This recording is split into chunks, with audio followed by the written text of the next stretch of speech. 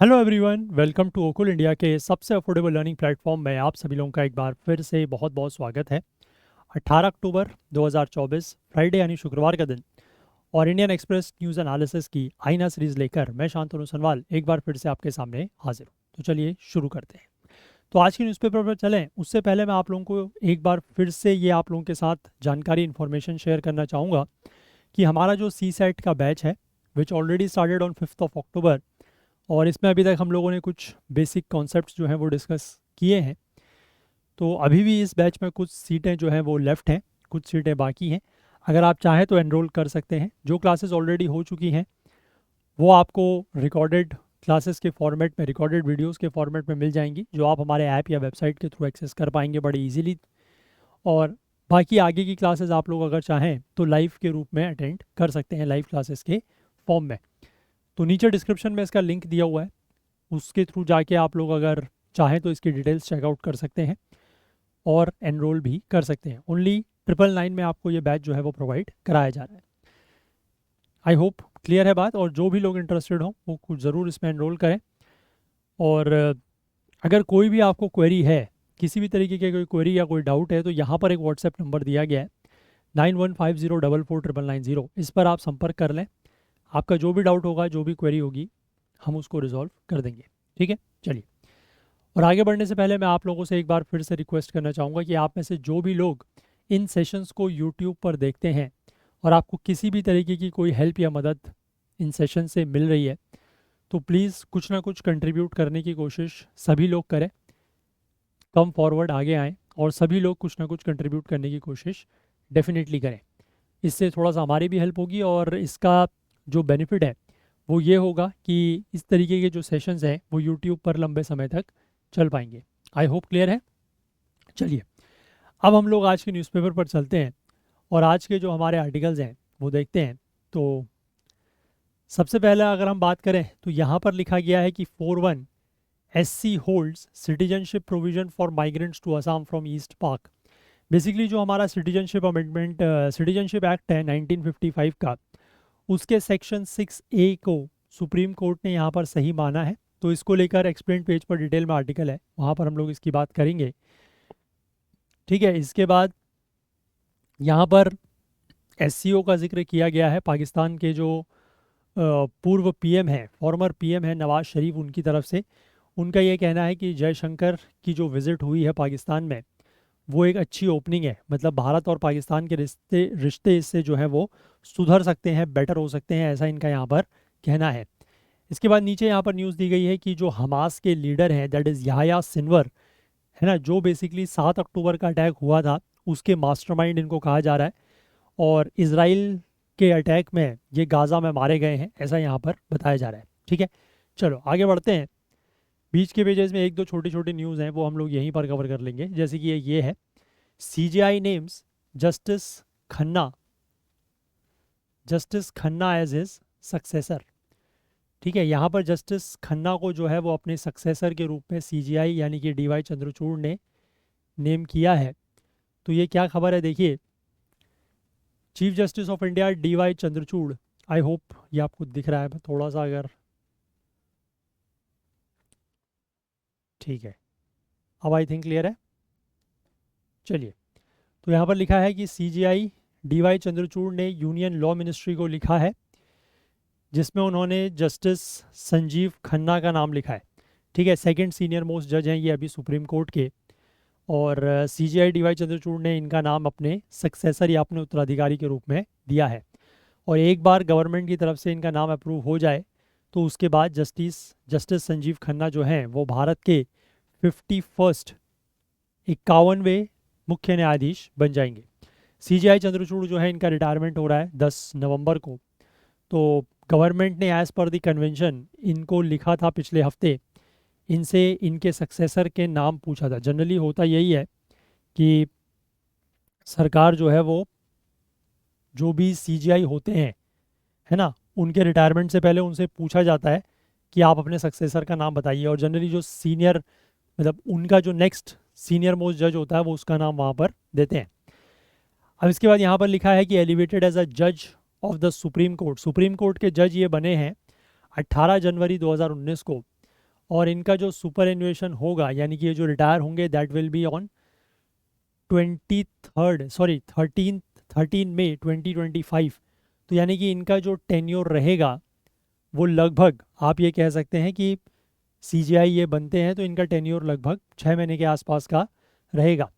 और he is among the few जजेस who are elevated to the supreme court even before becoming a chief justice of any high court.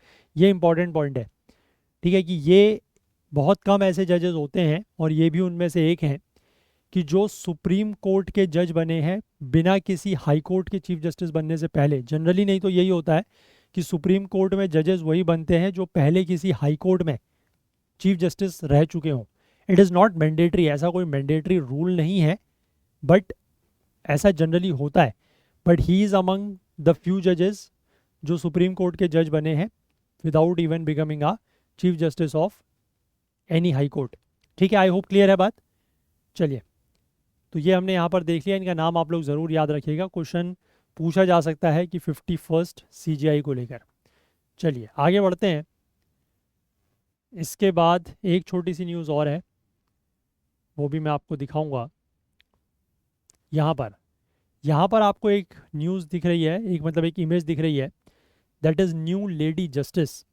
ठीक है, lady justice ये आपने court वगैरह में देखी होंगी। इसमें पहले क्या होता था, अब मतलब इनका थोड़ा सा जो लुक है वो चेंज किया गया है। पहले से क्या होता था, आपको एक चीज़ आपने सुना भी होगा, बहुत बार देखा भी होगा, कि ये जो लेडी जस्टिस हैं इनकी आंखों पर पट्टी बंधी होती थी, ब्लाइंड फोल्डेड होती थी ये, है ना। और साथ ही साथ इनके एक हाथ में इस तरीके से स्केल्स या तराजू रहता था और ये जो दूसरा हाथ है इसमें रहती थी तलवार। चलो मैं आपको ये इमेज दिखाता हूँ, अगर मुझे ये कहीं इमेज दिखाई देती है तो I will try to show it so that कि आप पुराने और नए वाले में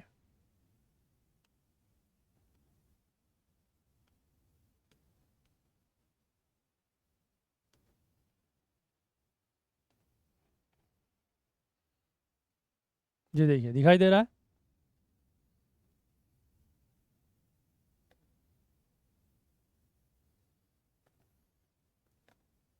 यहाँ पर आपको इमेज दिखाई दे रही है, क्योंकि अब इससे ज़्यादा तो ये इमेज आई थिंक बड़ी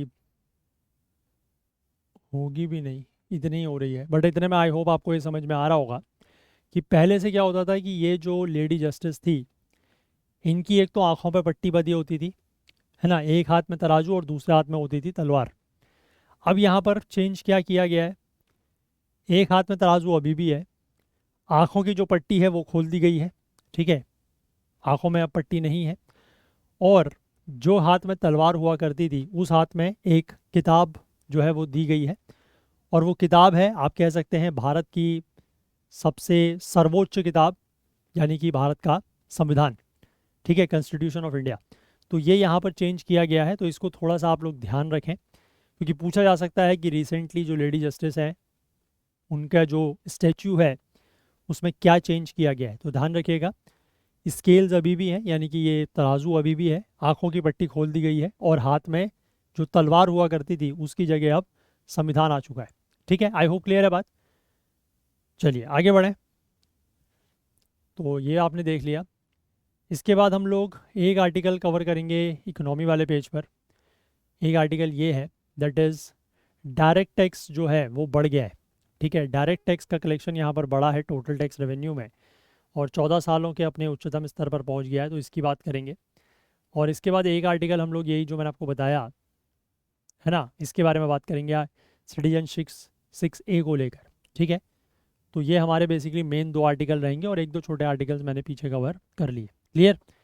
चलिए, तो आगे बढ़ने से पहले मैं आप लोगों को एक चीज़ और बताना चाहूँगा कि आप में से जो भी लोग अगले साल का जो प्रीलिम्स होने वाला है, 2025 का जो प्रीलिम्स है, उसको अगर टारगेट कर रहे हैं तो आप लोगों के लिए ये टेस्ट सीरीज़ हम लेके आए हैं, जिसमें जनरल स्टडीज़ और करंट अफेयर्स और सी सेट तीनों ही चीज़ें आप लोगों को मिल जाती हैं ओनली एट 849 रुपीज़। इसमें टोटल 91 टेस्ट आपको मिलेंगे और काफ़ी अफोर्डेबल है। अगर आप चाहें तो ये एक all in one test series है, general studies, current affairs, CSAT तीनों ही चीज़ें आपको इसमें मिल रही हैं। देन आपके पास एक ऑप्शन ये भी है कि सिर्फ जनरल स्टडीज़ और करंट अफेयर्स का। अगर आप चाहें तो आप इस टेस्ट सीरीज़ को भी ले सकते हैं ओनली एट 699 रुपीज़। इसके बाद जनरल स्टडीज़ की है सिर्फ, अगर आप ये लेना चाहें सब्जेक्ट वाइज जनरल स्टडीज़ के आपको टेस्ट मिलते हैं, तो this is available at 449 rupees में। अगर आप सिर्फ करंट अफेयर्स की टेस्ट सीरीज़ लेना चाहते हैं तो 299 में आपको मिल जाती है। और अगर आप सिर्फ सी सेट के फुल लेंथ टेस्ट लेना चाहते हैं तो आपको 10 टेस्ट सी सेट के फुल लेंथ मिल जाते हैं ओनली एट 249 रुपीज़। तो इनमें से आप जिसमें भी इंटरेस्टेड हैं आप इसमें एनरोल कर सकते हैं। ठीक है, आई होप क्लियर है। चलिए अब मैं वो जो 2 आर्टिकल्स हैं उनको दिखाता हूँ आपको और डिटेल में उनको डिस्कस करते हैं।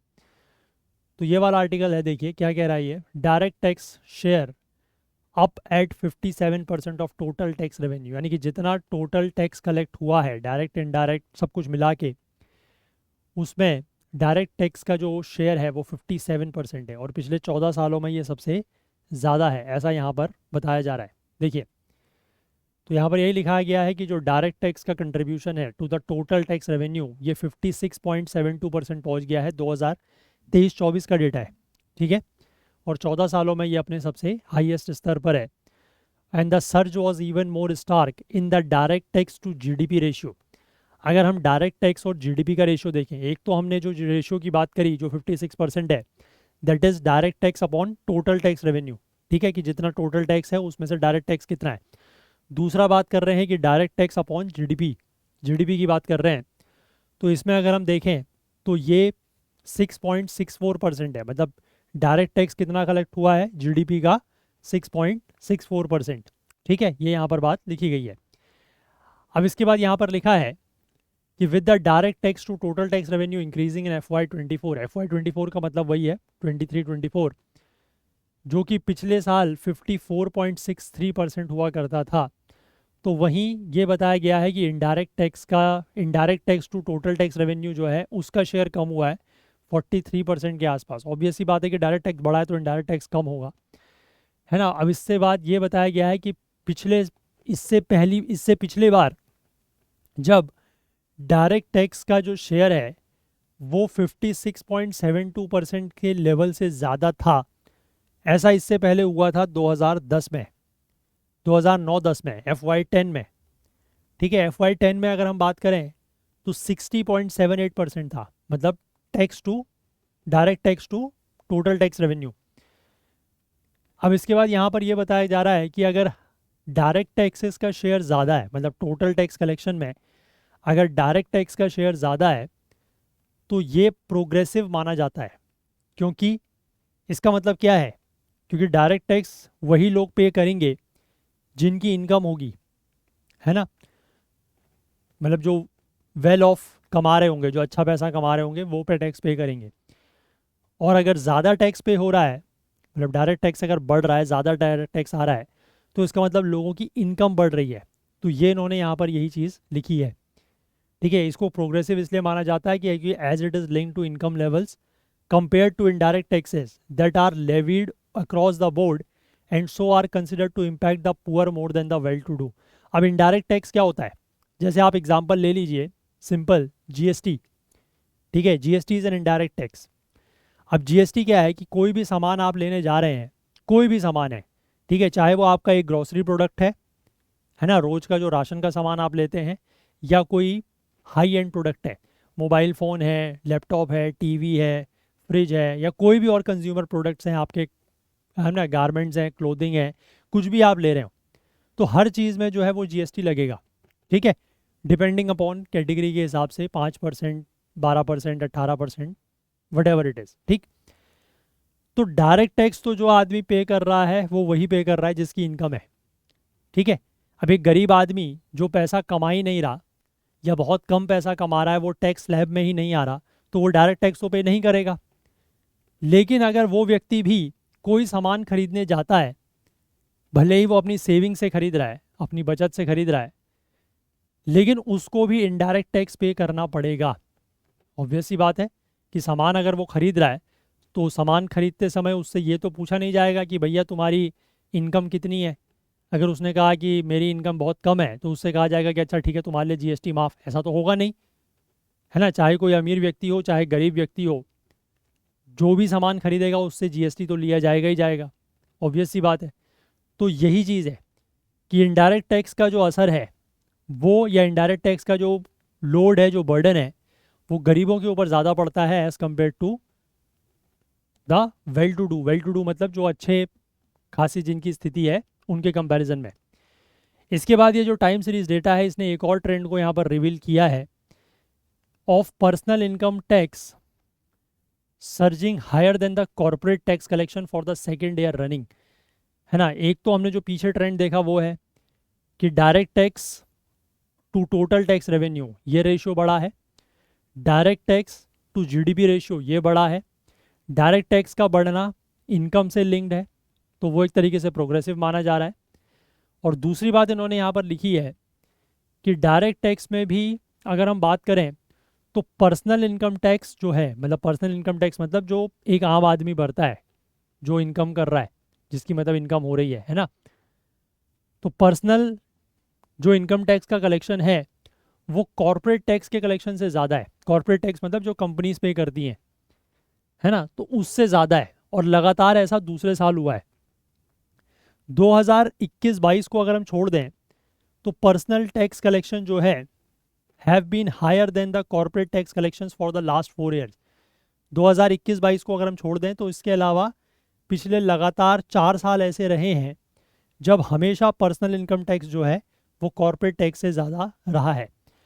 FY24 यानी कि 23-24 जो है वो लगातार दूसरा ऐसा साल रहा है जब पर्सनल इनकम टैक्स का जो कलेक्शन है वो 10.45 लाख करोड़ है, जो कि कॉर्पोरेट टैक्स का कलेक्शन 9.11 लाख करोड़ से ज़्यादा है। ठीक है, आई होप क्लियर है बात, समझ गए। चलिए, अब ये ट्रेंड जो है वो एक रिवर्सल दिखाता है, पहले से ऐसा नहीं होता था। पहले से जनरली क्या है कि कॉर्पोरेट टैक्स जो है वो ज़्यादा होता था और पर्सनल इनकम टैक्स कम होता था।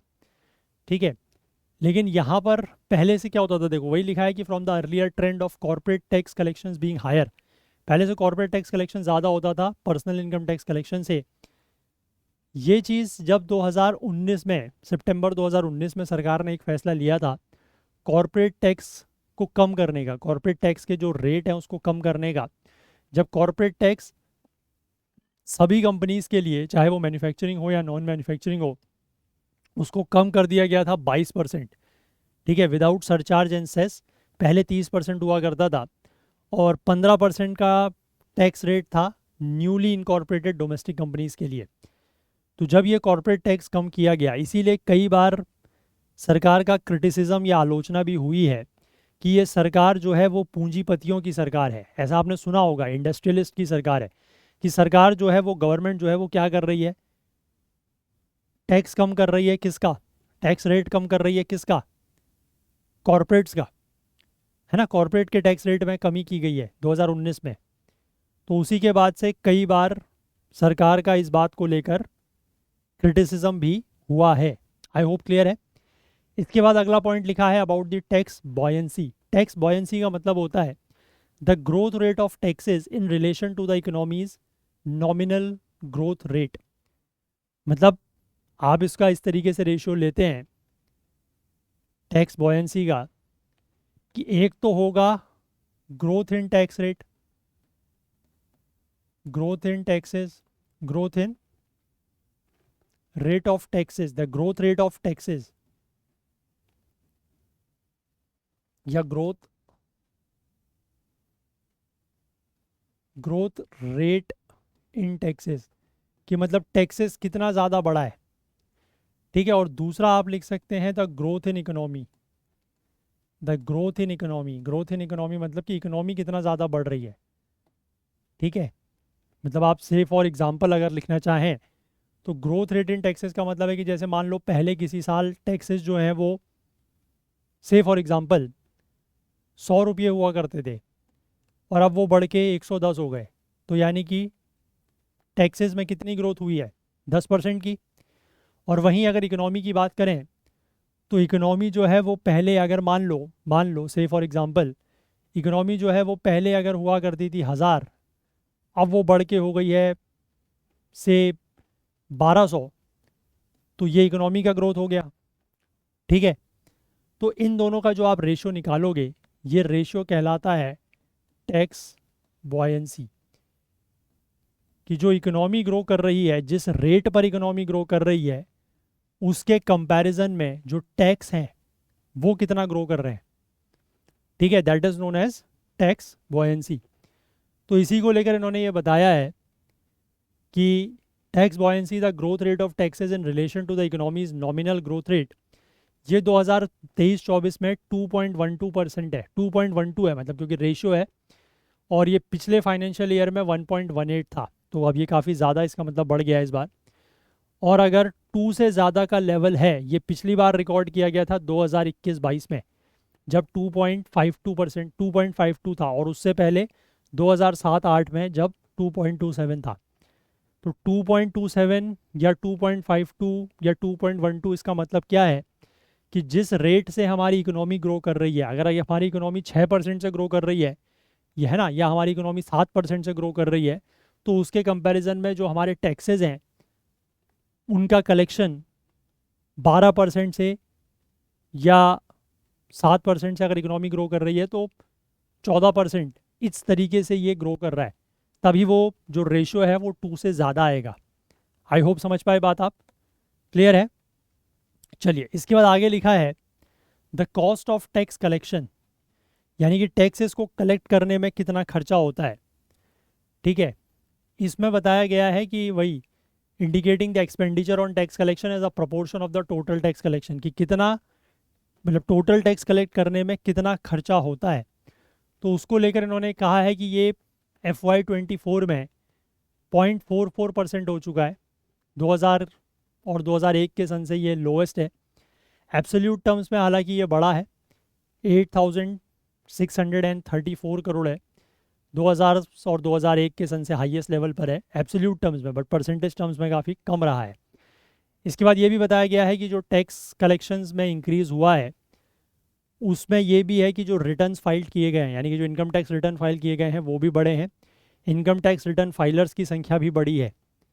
ठीक है, जो लोग इनकम टैक्स का रिटर्न फाइल करते हैं उनकी संख्या भी बढ़ी है, और जो टैक्स पेयर्स हैं उनकी संख्या भी बढ़ी है। ठीक है, अच्छा, टैक्स पेयर्स और इनकम रिटर्न फाइलर्स में क्या अंतर है, अगर आपको ये पता है आप मुझे डिफरेंस बताइएगा, क्योंकि यहाँ पर उन्होंने दो चीज़ लिखी है कि इनकम टैक्स रिटर्न फाइलर्स की संख्या बढ़ी है और दूसरे टैक्स पेयर्स की संख्या बढ़ी है। क्या ये टर्म्स दोनों एक ही हैं, या इनका मतलब एक ही है, या अलग अलग है। ठीक है, मैं आपको अगर वैसे बताऊं तो इनकम टैक्स रिटर्न फाइलर का मतलब है कि जो लोग इनकम टैक्स का रिटर्न फाइल करते हैं। ठीक, और टैक्स पेयर का मतलब है कि जो लोग टैक्स पे करते हैं। तो ये चीज़ इन्होंने यहाँ पर दो बार क्यों लिखी हैं, अलग अलग क्यों लिखी हैं, ये आप मुझे कमेंट सेक्शन में बताइएगा। ठीक है, अगर आपको समझ में आई ये बात तो क्लियर है। ठीक है, चलिए आगे देखें अगला आर्टिकल। अगला आर्टिकल बात कर रहा है 4 इश्यूज इन आसाम वर्डिक्ट। अब इसमें देखिए क्या है, सुप्रीम कोर्ट की जो 5 जजों की बेंच है उसने 4-1 से फैसला, पहली बात तो मैं आपको बता दूं कि it's not a unanimous decision, 5 के 5 जजेस का फैसला नहीं है, 4-1 से फैसला आया है। The unique process of granting citizenship to migrants who entered Assam until March 24, 1971। ठीक है, इस फैसले को, जो मतलब एक ये यूनिक प्रोसेस है कि उन लोगों को सिटीजनशिप देना जो आसाम में एंटर हुए हैं 24 मार्च 1971 तक, उस प्रोसेस को यहाँ पर सुप्रीम कोर्ट ने 4-1 से अपहेल्ड किया है, मतलब सही माना है। अब इस वर्डिक्ट का जो इम्पोर्टेंस है वो सिर्फ आसाम के लिए ही नहीं है ना, जहाँ की politics has long bean shaped by issues of migration and demography. मतलब वहाँ की राजनीति में ये माइग्रेशन और डेमोग्राफी का बहुत बड़ा रोल रहा है, बल्कि वाइडर इश्यूज ऑफ सिटीजनशिप और पार्लियामेंट की जो पावर है इस संबंध में, उसको लेकर भी ये फैसला काफ़ी ज़्यादा इम्पॉर्टेंट है। अब जो मेजॉरिटी थी, मतलब ये 5 जजेस में से जो मेजॉरिटी थी, जिसमें justice CGI DY Chandrachud, justice Suryakant MM Sundresh और मनोज मिश्रा, इन्होंने जो सिटीजनशिप एक्ट है 1955 का, उसके सेक्शन 6 को सही माना है, जो कोडिफाई करता है the political consensus of the 1985 Assam accord. Assam accord का जो 1985 में जो आसाम अकॉर्ड हुआ था, उसकी पॉलिटिकल कंसेंसस को ये कोडिफाई करता है। और एक और जज थे, 5th जज जस्टिस JB पारदीवाला, उन्होंने डिसेंट किया है, मतलब वो इस बात से एग्री नहीं करते। अब जो ये ट्राईपार्टाइट आसाम एकॉर्ड हुआ था, ट्राईपार्टाइट मतलब 3 पार्टियां इसमें शामिल थी, है ना, सेंट्रल गवर्नमेंट, आसाम की गवर्नमेंट और leaders of the Assam movement, Assam students union के जो मूवमेंट हुआ था उसके लीडर्स। उसमें एक डेट जो है वो फिक्स की गई थी, that is 1 January 1966 as the base cut-off date for the detection of foreigners and their deletion from electoral rolls. It also provided a process for grant of citizenship to those who arrived in the state after that date up to March 24, 1971. ठीक है, तो उसमें ये date decide की गई थी foreigners detect करने के लिए, और अदरवाइज़ उनका नेम जो है वो इलेक्टोरल रोल से हटा दिया जाएगा। और साथ ही साथ उसमें ये भी प्रोसेस थी कि जो लोग इस डेट के बाद अराइव करते हैं और 24 मार्च 1971 तक यहाँ पर आते हैं तो उनके लिए क्या प्रोसीजर रहेगा सिटीजनशिप एक्वायर करने के लिए। अब ये एस्पेक्ट जो हैं वो section 6A of the citizenship act में दिए गए हैं। 2014 में 2 जजों की बेंच ने रेफ़र किया था ये चैलेंज टू सेक्शन 6A को जो चैलेंज किया गया था उस मामले को रेफ़र किया था कॉन्स्टिट्यूशन बेंच में, हाईलाइटिंग सम की क्वेश्चंस ऑफ लॉ। क्योंकि अब 2 जजों की बेंच से ये मामला नहीं मतलब सॉल्व हुआ तो उन्होंने हायर बेंच को, बड़ी बेंच को ये फैसला मतलब ये मामला जो है वो सौंपा। इसके बाद अगला सवाल ये है कि does parliament have the power to make law regulating citizenship. क्या पार्लियामेंट के पास ये पावर है, ये शक्ति है कि वो ऐसा लॉ बना सकती है जिससे सिटीजनशिप को रेगुलेट किया जा सकता है। तो यहाँ पर the legal scheme for granting citizenship for those who migrated from Pakistan is in article 6 and 7 of the constitution. ठीक है, मतलब जो हमारा ये है सिटीजनशिप अमेंडमेंट, सिटीजनशिप एक्ट है, sorry not amendment act, citizenship act है 1955 का ओरिजिनल एक्ट, उसके सेक्शन, उसके आर्टिकल 6 और 7 में ये दिया हुआ है कि जो लोग पाकिस्तान से इंडिया में माइग्रेट किए हैं, मतलब जब हमारा देश आज़ाद हुआ, पार्टीशन हुआ उसके बाद, तो उनको सिटीजनशिप कैसे मिल सकती है। ठीक है, अब पेटिशनर्स ने यहाँ पर यह आर्ग्यू किया कि सेक्शन 6A जो है जो डील करता है with migrants from east Pakistan, east Pakistan मतलब जो बाद में जाके बांग्लादेश बन जाता है, वो इस प्रोविज़न को अमेंड करता है, a change that can only be made through a constitutional amendment. तो उन्होंने कहा कि मतलब जो पेटिशनर्स थे जो इसके अगेंस्ट में बात कर रहे थे, मतलब इसके फेवर में नहीं थे सेक्शन 6A के, तो उनका यहाँ पर यही कहना था कि वो सेक्शन 6A जो है वो इस अमेंडमेंट को, इस प्रोविज़न को अमेंड करता है ना, और इस तरीके का अमेंडमेंट सिर्फ और सिर्फ कॉन्स्टिट्यूशनल अमेंडमेंट के थ्रू किया जा सकता है। और कॉन्स्टिट्यूशनल अमेंडमेंट करने की पावर किसके पास है, पार्लियामेंट के पास। ठीक, CJI चंद्रचूड़ ने ये कहा कि आर्टिकल 6 और आर्टिकल 7, ठीक है, जो आर्टिकल 6 और आर्टिकल 7 है, they are only meant to determine citizenship at the commencement of the constitution on January 26, 1950। कि आर्टिकल 6 और आर्टिकल 7 जो है वो सिर्फ सिटीजनशिप डिटरमाइन करने के लिए हैं जब हमारा संविधान लागू हुआ 26 जनवरी 1950 को, उस समय। जबकि सेक्शन 6A जो है वो डील करता है with those who are not covered by the constitutional provisions. ठीक है, जो कॉन्स्टिट्यूशनल प्रोविजंस में कवर्ड नहीं है उनसे डील करता है सेक्शन 6A। ठीक, ये यहाँ पर बताया गया।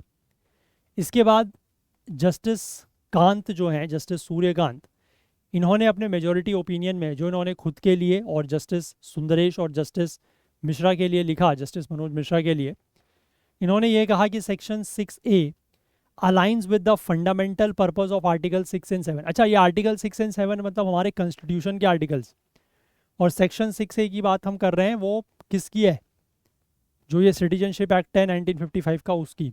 ठीक है, तो इनका ये कहना है कि सेक्शन 6A जो है वो फंडामेंटल पर्पस ऑफ आर्टिकल 6 और 7 से अलाइन करता है, which was to extend citizenship rights to those affected by the country's partition. ठीक है, कि जो ऐसे लोगों को सिटीजनशिप का अधिकार देता है जो कि देश के बंटवारे से, देश के पार्टीशन से प्रभावित हुए हैं। CJI चंद्रचूड़ और जस्टिस कांत दोनों ने ही यूनियन लिस्ट की एंट्री 17 को यहाँ पर रेफ़र किया है, जो पार्लियामेंट को ये पावर देती है कि वो ऐसे लॉज बना सकती है कि जिससे सिटीजनशिप, नेचुरलाइजेशन और एलियंस को एड्रेस किया जा सकता है। Section entry 17 of the union list.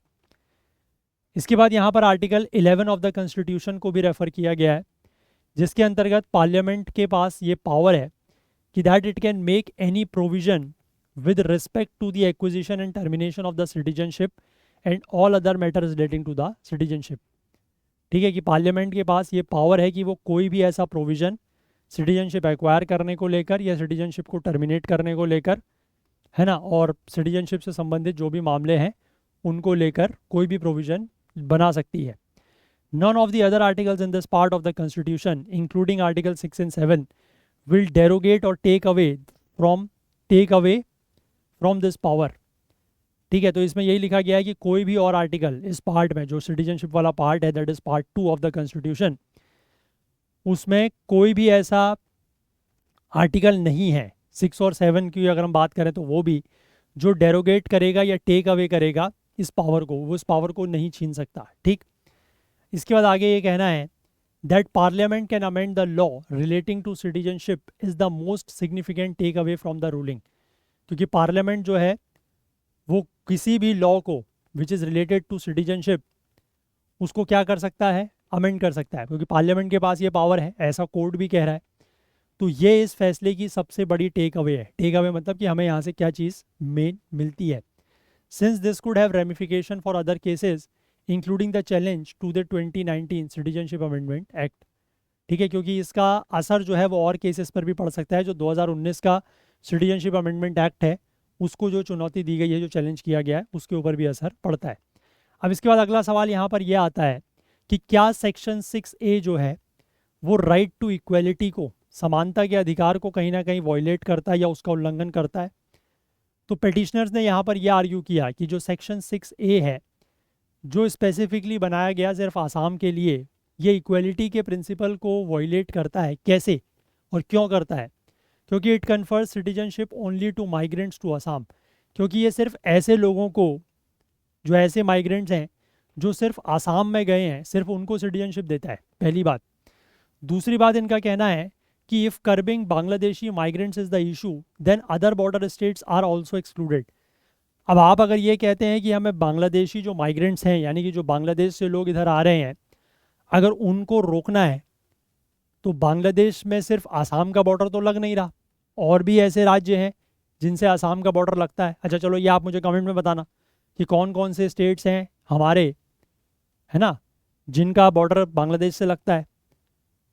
तो आपको वहाँ पर भी ये चीज़ देनी चाहिए। अगर आप कहते हैं कि बांग्लादेश से हमें माइग्रेंट्स को रोकना है, तो फिर और स्टेट्स में भी ये प्रोविज़न लागू होना चाहिए। वाई ओनली आसाम, ऐसा इनका कहना है। ठीक, they also argued that the March 24, 1971 cut off that is arbitrary. इन्होंने ये भी आर्ग्यू किया पिटिशनर्स ने कि जो ये 24 मार्च 1971 की कट ऑफ डेट है, ये भी आर्बिट्ररी है, ये भी मनमानी डेट है।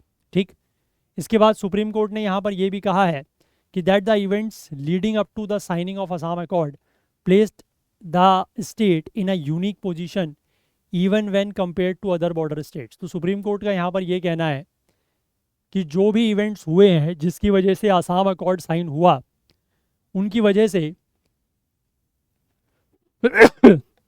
ये जो स्टेट है दैट इज़ असम, इसको एक यूनिक पोजीशन मिल जाती है अगर हम इसको बाकी बॉर्डर स्टेट से कंपेयर करें तब भी। The magnitude of influx to Assam and its impact on the cultural and political rights of the Assamese and tribal population is higher than elsewhere. ऐसा CGI DY चंद्रचूड़ का कहना है कि जो आसाम में माइग्रेशन हो रहा है, जो इन्फ्लक्स हो रहा है, वो बहुत ज़्यादा है, और उसकी वजह से जो वहाँ के कल्चरल और पॉलिटिकल राइट्स हैं वहाँ के आसामी लोगों के और ट्राइबल पॉपुलेशन के, उसके ऊपर जो असर पड़ रहा है, जो इम्पैक्ट पड़ रहा है, वो बहुत ज़्यादा पड़ रहा है, बाकी जगहों से काफ़ी ज़्यादा पड़ रहा है। जस्टिस कांत का ये कहना है कि that since a piquant situation such as that in Assam, because of that movement did not exist in any of the other states, तो section 6A's objective did not extend to allowing such citizenship in these other states. तो इनका ये कहना है कि ये जो पूरा का पूरा मूवमेंट हुआ था जिसके बाद असम अकॉर्ड साइन किया गया, तो इस तरीके के हालात जो हैं वो किसी और राज्य में नहीं थे। इसीलिए सेक्शन 6A के जो प्रोविज़न हैं या जो ऑब्जेक्टिव हैं, है ना, सिटीजनशिप को लेकर, वो बाकी राज्यों में लागू नहीं है। इसके बाद आगे बात हो रही है कि does section 6A facilitate external aggression by allowing illegal migration. क्या सेक्शन 6A जो है वो एक्सटर्नल एग्रेशन को बढ़ावा दे रहा है ना? अगर इलीगल माइग्रेशन को अलाउ किया जा रहा है तो क्या उससे एक्सटर्नल एग्रेशन है? तो यहाँ पर पिटिशनर्स ने ये आर्ग्यू किया कि that extending the cut off date to include migrants as citizens went against the SC's ruling in Sarvanand Sonowal versus Union of India, in which the court held that illegal migration falls under the definition of external aggression. तो petitioners ने यहाँ पर यह भी argue किया कि जो cut off date को बढ़ाया गया है ना कि माइग्रेंट्स को एज अ सिटीजन इंक्लूड करने के लिए, ये सुप्रीम कोर्ट का 2005 का एक केस था that is Sarbananda Sonowal versus union of India, जिसमें कोर्ट ने ये कहा था कि इलीगल माइग्रेशन जो है वो एक्सटर्नल एग्रेशन की डेफिनेशन में आता है। तो ये एक तरीके से गलत है, ऐसा यहाँ पर पिटिशनर्स का कहना है। दोनों ही CJI चंद्रचूड़ और जस्टिस कांत ने एक्सप्रेस किया reservations in applying Sonowal in the challenge to section 6A, मतलब इन्होंने इस वाले केस को जो है वो यहाँ पर अप्लाई नहीं किया। जस्टिस कांत का ये कहना है कि 6A does not allow unabated migration, unabated मतलब अनकंट्रोल्ड माइग्रेशन अलाउ नहीं करता सेक्शन 6A, और इंस्टेड ये ऑफर करता है practical solution in the form of controlled and regulated form of immigration which doesn't amount to external aggression. तो इनका ये कहना है, जस्टिस कांत ने यहाँ पर ये कहा कि सेक्शन 6A जो है वो अनअबेटेड माइग्रेशन अलाउ नहीं कर रहा है, अनअबेटेड मतलब कि अनकंट्रोल्ड माइग्रेशन अलाउ नहीं कर रहा है, बल्कि ये एक ऐसा प्रैक्टिकल सॉल्यूशन प्रोवाइड कर रहा है जिसके थ्रू माइग्रेशन, इमिग्रेशन मतलब जो इन माइग्रेशन होता है वो कंट्रोल्ड और रेगुलेटेड फॉर्म में हो रहा है, तो इसको आप एक्सटर्नल एग्रेशन नहीं मान सकते। CJI चंद्रचूड़ का भी ये कहना है कि a law can not be challenged for violating article 355 which is an emergency provision under the constitution. ये आर्टिकल की कोई भी लॉ को आप इसलिए चैलेंज नहीं कर सकते कि वो आर्टिकल 355 का वायलेशन कर रहा है, जो कि कॉन्स्टिट्यूशन के अंतर्गत एक इमरजेंसी प्रोविजन है। ठीक है, इसके बाद आगे लिखा है कि does granting citizenship to migrants violate the right of Assamese people to conserve their culture. कि क्या अगर माइग्रेंट्स को सिटीजनशिप दी जाती है तो क्या ये आसाम के जो लोग हैं उनका जो अधिकार है अपने संस्कृति को बचाने का, अपने कल्चर को कंजर्व करने का, क्या ये उस अधिकार का वायलेशन है? तो इसको लेकर यहाँ पर आर्टिकल 29(1) ऑफ द कॉन्स्टिट्यूशन जो है वो सिटीजन्स को गारंटी करता है, गारंटी देता है the fundamental right to conserve the distinct language, script और कल्चर ऑफ इट्स ओन। ठीक है, कि वो जो भी लोग हैं वो अपने डिस्टिंक्ट लैंग्वेज, कल्चर और स्क्रिप्ट और कल्चर को कंजर्व कर सकते हैं। पिटिशनर्स ने यहाँ पर यह आर्ग्यू किया कि सेक्शन 6A जो है वो आर्टिकल 29 का वायलेशन है। कैसे? Since conferring citizenship to migrants from Bangladesh increases the Bangladeshi population and affects the culture of the Assamese population. क्योंकि उसमें यह कहा गया कि जैसे आप बांग्लादेश से माइग्रेंट्स को अगर अलाउ कर रहे हैं तो उससे होगा क्या कि वहाँ पर बंगाली पॉपुलेशन बढ़ जाएगी, क्योंकि बांग्लादेश में बहुत सारे बंगाली स्पीकिंग लोग हैं, बंगाली कल्चर है उनका। तो आसाम में क्या होगा कि बंगाली लोगों की संख्या बढ़ जाएगी और उससे जो आसामी पॉपुलेशन का कल्चर है वो कहीं ना कहीं प्रभावित होगा। ऐसा यहाँ पर जो पेटिशनर्स हैं, है ना, जो मतलब इसका वो कर रहे थे, विरोध इसके अगेंस्ट थे, उनका कहना है। अब यहाँ पर जो मेजॉरिटी वर्डिक्ट है उसने इस आर्ग्यूमेंट को कैसे रिजेक्ट किया कि that change in demography of Assam erodes the right of indigenous Assamese. ठीक है, तो मेजॉरिटी वर्डिक्ट ने इस आर्ग्यूमेंट को रिजेक्ट किया कि डेमोग्राफी ऑफ असम जो है वो इंडिजीनियस आसामी के राइट्स को इरोड करती है। Accepting this contention would undermine the idea of fraternity envisaged by our constitutional drafters and bringing to life their fears by threatening the cohesion of our diverse nation। ठीक है, ऐसा जस्टिस कांत का कहना है कि अगर हम इस कंटेंशन को मानते हैं तो ये जो हमारे कॉन्स्टिट्यूशनल ड्राफ्टर्स ने, मतलब जो हमारे कॉन्स्टिट्यूशनल फ्रेमर्स थे, उन्होंने जो फ्रेटर्निटी की बात कही थी, फ्रेटर्निटी का मतलब होता है भाईचारा। ठीक है, तो वो जो आइडिया ऑफ फ्रेटर्निटी था वो कहीं ना कहीं अंडरमाइन होगा। अंडरमाइन होगा मतलब कि वो गलत तरीके से प्रभावित होगा। ठीक, and bring to life their fears by threatening the cohesion of our diverse nation. कि हमारे देश का जो डाइवर्स नेशन है, मतलब हमारा देश जो डाइवर्स है काफ़ी ज़्यादा, उसका जो कोहेजन है, कोहेजन का मतलब होता है एक साथ रहना, उसको कहीं ना कहीं खतरा हो जाएगा, ऐसा इनका कहना है। तो ये खतरा जो है मतलब वो पैदा हो जाएगा, ठीक है। CGI चंद्रचूड़ ने ये कहा कि the mere presence of different ethnic groups in a state is not sufficient to infringe the right guaranteed by article 29(1). तो CGI का भी यही कहना है कि यहाँ पर अगर एक स्टेट में अलग अलग एथनिक ग्रुप के लोग होते हैं तो ये सफिशिएंट नहीं है कि आर्टिकल 19(1) के अंतर्गत आपको जो राइट मिलता है वो उससे इन्फ्रिंज हो रहा है या वॉयलेट हो रहा है, ठीक है। अगर आप कहीं पर रह रहे हैं तो आप अपना जो आपकी लैंग्वेज है, आपका स्क्रिप्ट है, आपकी कल्चर है, आप उसको प्रिजर्व कीजिए, कंजर्व कीजिए, उसमें कोई दिक्कत नहीं है। आप ये नहीं कह सकते कि अगर हम एक पर्टिकुलर कल्चर को या हम एक पर्टिकुलर रिलीजन को बिलोंग करते हैं और अगर यहाँ पर कोई और कल्चर के लोग आके रहना शुरू कर दें तो हमारे कल्चर के ऊपर प्रभाव पड़ेगा या वो कहीं ना कहीं इफेक्ट होगा, ऐसा आप नहीं कह सकते। ऐसा यहाँ पर इन्होंने कहा है, ठीक है। आई होप क्लियर है बात, समझ गए। चलिए, तो अब यहाँ से एक चीज़ और इम्पॉर्टेंट होती है, और वो क्या, ये तो मतलब ठीक है, लेकिन ये इशू फिर से सामने आया है।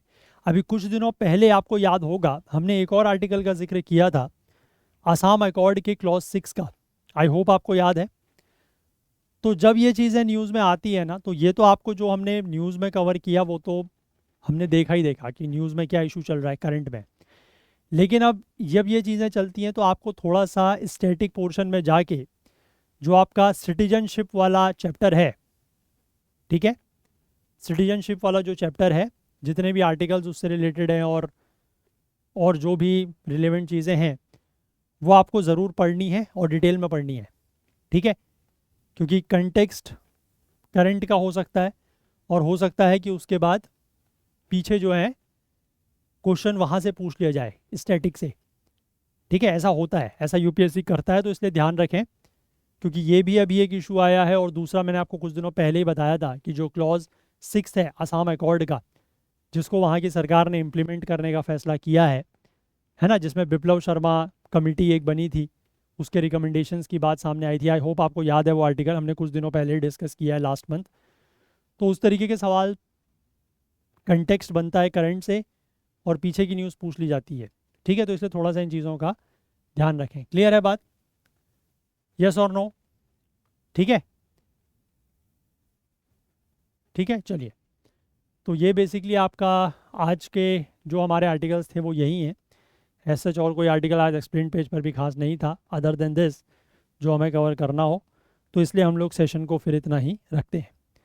और जाने से पहले मैं आप लोगों को एक बार फिर से बता दूं कि आप में से जो भी लोग इंटरेस्टेड हैं या 2025 के प्रीलिम्स को टारगेट कर रहे हैं, तो आप लोग ज़रूर इस टेस्ट सीरीज़ में एनरोल करें। General studies, current affairs, CSET, आपको तीनों ही चीज़ें यहाँ पर मिल जाती हैं ओनली एट 849 रुपीज़ में। और जनरल स्टडीज़ और करंट अफेयर्स की टेस्ट सीरीज़ आपको मिल जाती है ओनली एट 699। सिर्फ जनरल स्टडीज़ लेना चाहें तो 449 में मिलती है, सिर्फ करंट अफेयर्स लेना चाहें तो ओनली 299 में, और सिर्फ CSET लेना चाहें तो ओनली एट 249। तो ये सारे के सारे टेस्ट सीरीज़ हमारे ऐप और वेबसाइट में लिस्टेड हैं, आप वहाँ से एनरोल कर सकते हैं। कोई लिंक आपको अगर नहीं मिलता है या कोई इशू है, कोई डाउट है, कोई क्वेरी है, तो यहाँ पर एक व्हाट्सएप नंबर दिया गया है 9150449990। इस नंबर पर आप कांटेक्ट कर लें, तो यहाँ से हम आपको जो भी डाउट होगा, जो क्वेरी होगी, वो सॉल्व कर देंगे, ठीक है। बाकी आप हमारे ऐप को ज़रूर प्ले स्टोर से डाउनलोड करें, और आपने अगर हमारे किसी भी वीडियो कोर्स में एनरोल किया हुआ है तो आप ऐप के थ्रू वीडियोज़ डाउनलोड करके उनको ऑफलाइन भी देख सकते हैं। और जाने से पहले मैं आप लोगों से एक बार फिर से रिक्वेस्ट करना चाहूँगा कि आप में से जो भी लोग इन सेशंस को देख रहे हैं कि आपको किसी भी तरीके की हेल्प या मदद मिल रही है, तो प्लीज़ डोंट हेजिटेट, हिचकिचाएं नहीं, आगे आएँ और कुछ ना कुछ कंट्रीब्यूट करने की कोशिश ज़रूर करें, ज़्यादा से ज़्यादा लोग, सो दैट कि थोड़ा सा हमारी भी हेल्प होगी, एंड डेफिनेटली इससे फ़ायदा आपको भी मिलेगा कि सेशंस यूट्यूब पर लंबे समय तक चल पाएंगे, ठीक है। तो चलिए, अगर आपको आज का सेशन पसंद आया हो तो लाइक ज़रूर करें, ज़्यादा से ज़्यादा शेयर करें। आपसे मैंने एक दो सवाल पूछे हैं, उनका जवाब कमेंट्स में ज़रूर दें। बाकी आपके अगर कुछ और बातें आप शेयर करना चाहें, कुछ सजेशन, फीडबैक देना चाहें तो ज़रूर बताएं। चैनल को आपने सब्सक्राइब नहीं किया है तो डेफिनेटली कर लें, बेल आइकन प्रेस करना ना भूलें ताकि वीडियोस की नोटिफिकेशन आपको ऑन टाइम मिल सके। और साथ ही साथ अपना प्यार, अपना सहयोग जो है वो हमारे साथ बनाए रखें। हाईलाइटेड आर्टिकल्स के लिए आपको करंट अफेयर्स ओकुल टेलीग्राम चैनल जो है वो ज्वाइन करना है। इसका लिंक नीचे डिस्क्रिप्शन में दिया गया है, या फिर आप इसको करंट अफेयर्स ओकुल सर्च करके भी ज्वाइन कर सकते हैं, या इस क्यूआर कोड को स्कैन करके भी ज्वाइन कर सकते हैं। ठीक है, चलिए तो आज के लिए इतना ही रखते हैं, बाकी कल को फिर से मिलेंगे इंडियन एक्सप्रेस न्यूज़ एनालिसिस की आईना सीरीज़ के साथ। तब तक के लिए अपना बहुत बहुत ध्यान रखें। Please do take care of yourself. Thank you, have a nice day, bye bye.